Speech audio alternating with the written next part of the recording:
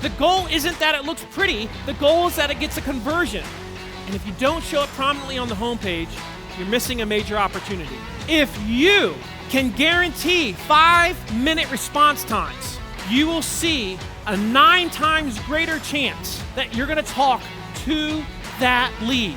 We have got to be first. We cannot be slow. We cannot be slow. Now, pricing estimator mistakes. I'm seeing a lot of pricing estimator mistakes, especially now because I have so much data from Price Guide. Let me show you the most common estimator mistakes that I'm seeing. Number 1, not showing it prominently on the home page. So if you have a pricing estimator, which I think most of us should have, and if you don't show it prominently on the home page, you're missing a major opportunity. And please, don't be so obsessed with matching your brand colors that you can't even see your CTA buttons. That is so dang common. Stop making your most important CTAs match the rest of your website, therefore killing your conversion rates because nobody ever sees it. The goal isn't that it looks pretty, the goal is that it gets a conversion. Now, along with that, the proper CTA for any of these things is generally instant is the key word. Get instant recommendation. Get instant estimate. Get immediate grade. Do you see what we're saying? What they get, very story brand. It's all about them and what they are getting, very action-oriented. Next one is not having a follow-up CTA with the estimator. If you've got the estimator and they're at the end, remember, the next logical step in the buyer's journey now is quote, because they're not the same thing. So there should be a definitive place for them to schedule time with a salesperson at that point. That's when they want to do it.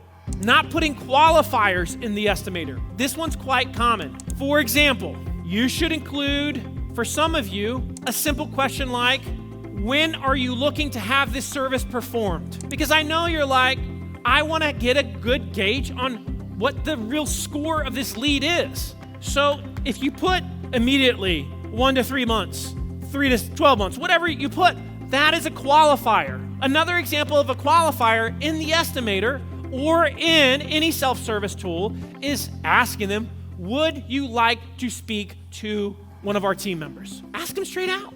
Another mistake, not putting the gate at the end, instead putting it at the beginning. Don't do that. I've seen people in this room, as I was preparing for this event, you're putting the form at the beginning of the experience. Stop. And then finally, getting frustrated.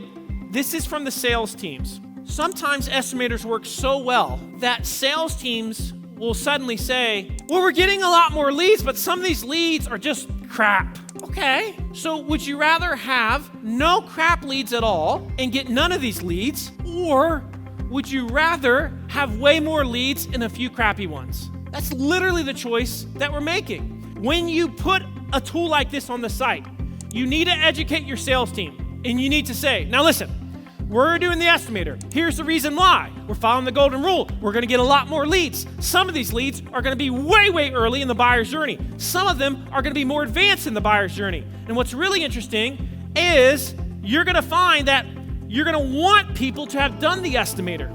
We've seen a lot of companies now start to integrate the estimator into their sales process if the prospect hasn't done the estimator.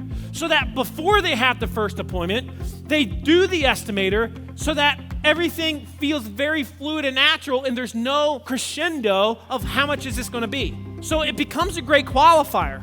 I've actually heard companies say, sure, it's great for leads, but we actually love it even more for the way it impacts our sales process. I had no idea that that was gonna be a part of this. And it's a part of the power of estimators. So let's make sure that if you start to see the leads, and by the way, the number is, if you do what we're talking about, generally the increase is 300%. We've seen greater, but generally it's 300% increase in leads when you have an estimator off of your existing traffic. So if you're getting 0 current leads, you're not gonna see a big lift. If you're seeing 1 lead a week, you should see around 3 leads a week. So it's gonna be contingent on the traffic that you're getting. If you're getting already 10 and you start getting 30, keep in mind you're going to want to train your sales team how to interact with them. And at the same time, you want to have nurturing in place because some of them aren't going to be super qualified, but they're sure going to buy from you in a year. You just caught them way earlier than you've ever caught them from a conversion standpoint. Many of you are catching people from a conversion standpoint way down the buyer's journey because you don't have great conversion assets.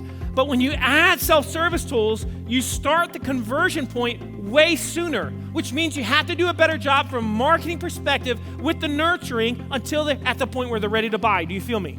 As we close out, I want to talk about a subject that is in Endless Customers. I just wish I'd spent even more time with it. One of my obsessions this year, and that is speed to lead. One of the obsessions that I want us all to have now, as we understand the buyer's more impatient than ever, is we start as a group in this room to universally follow the 5-minute rule for all leads. Where does this come from? I'm going to show you real quick. Something that made me very sick to my stomach earlier this year was a discovery I had with River Pools of Virginia. What we saw was in the first 3 months of the year, we got 199 MQLs, a marketing qualified lead. These are people that said, I'd like to get a quote for a pool. Now, take a guess how many of those people we ended up talking to on the phone out of 199, knowing what you know about attrition and how odd it is. How many of those 199 do you think we were able to reach on the phone? And these are people that said, I want a quote. Here's my phone number. Good or bad? Stinky, stinky. That's a 39% conversion rate. Would you be sick to your stomach? I was sick. And then I read a stat and I said, duh. Here was the stat. Responding to leads within 5 minutes. In other words, if you call that lead within 5 minutes, from the moment they fill out that form, it yields what percentage increase in contact rate? When I say contact rate, we're talking you actually have a conversation with them.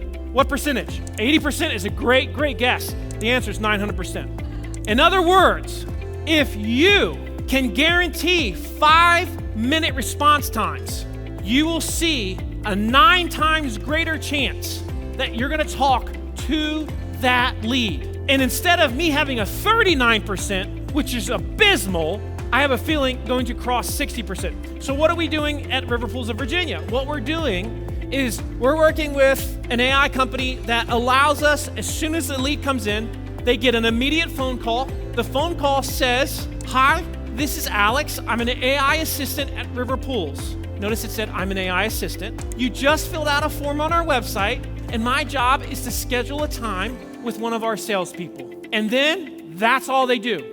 Alex's job isn't to educate. Although Alex is trained, Alex's job is to just schedule time. It's synced with HubSpot, and then it knows our salespeople's calendars. In real time, it syncs. And here's the reason why this matters so much. An estimated 78% of all buyers work with the first company they speak to. We have got to be first for everything. Speed has got to be the name of the game. Speed to lead. We can't be slow. Don't be sloppy, though, but we cannot be slow. We cannot be slow.